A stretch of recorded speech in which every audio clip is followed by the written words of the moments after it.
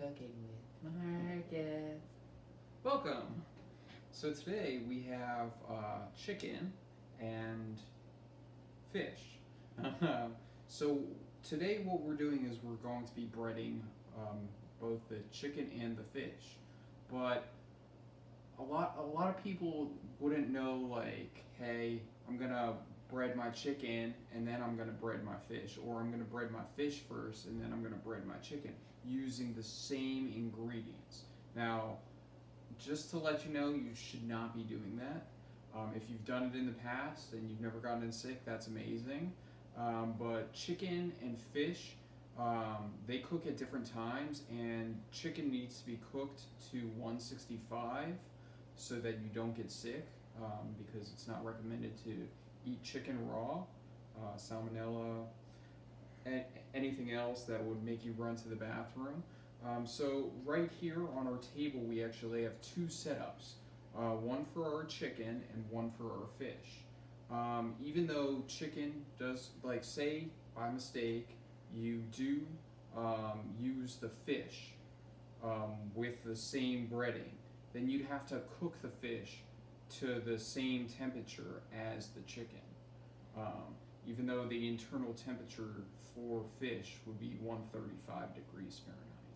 So, let's get started. So, what we're going to do is we're going to be taking a piece of our chicken, putting it in our flour, putting that into our egg, and our egg, it isn't just egg in this container.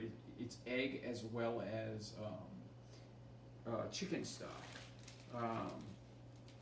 You can also use milk. And actually, for our fish, we have it with our oat milk. And so typically I'd be using regular flour. Today we're using almond flour. As well as tomorrow is Passover. Not saying everyone celebrates the holiday, but for those that do, we're not using breadcrumbs. We're actually using matzah. You can use breadcrumbs. You can. So before I started breading this chicken, the chicken was already cleaned. You want to make sure you're cooking or making, everything should be clean before you start cooking. We did take it out, so this chicken was frozen. We cleaned it, we put it in a bag, we stored it properly, and then we defrosted it. And now we're just breading it off, putting it in our container, and then what I'm going to be doing is discarding all my my egg wash, as well as my breadcrumbs and my flour for the chicken.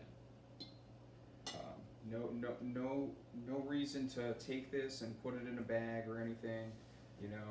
I know what I'm trying to do is not waste food, but I put little amounts of flour and breadcrumbs.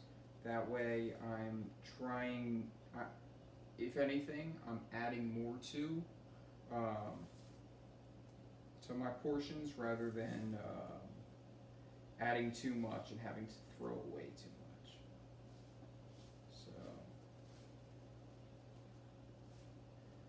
bread this to the best of our ability. It is a little hard to do with matzah. I guess I could have sat on the matzah or something. Breadcrumbs are a lot easier to use. So if you have breadcrumbs at home, I recommend giving it a whirl. I think our oven has been set to 350, and then it will be tossed in the oven, and it will cook for roughly 20 to 30 minutes. It doesn't hurt having a thermometer. This way you can check the internal temperature, and the internal temperature of chicken should read 165 or higher. Higher is better. So we're doing the art form of baking this time. Convention oven. Last time we were grilling.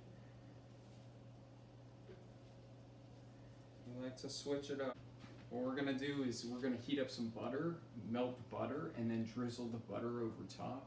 It gives it that zing, where it tastes really good. It keeps it from drying out as well. Because if you toss chicken in the oven, you're gonna find that it's gonna dry out if you don't have a liquid.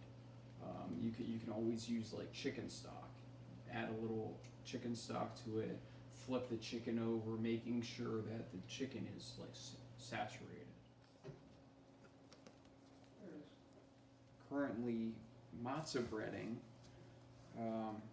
this halibut over here. Got one more piece left. We just mashed up some matzah because tomorrow is actually Passover, the start of Passover. Never hurts to try something different. And just like for the chicken, we're also melting some butter, and we're just going to pour that over top of the fish as well as the chicken. And these are both going to go in the oven. The fish might not have to cook as long as the chicken, but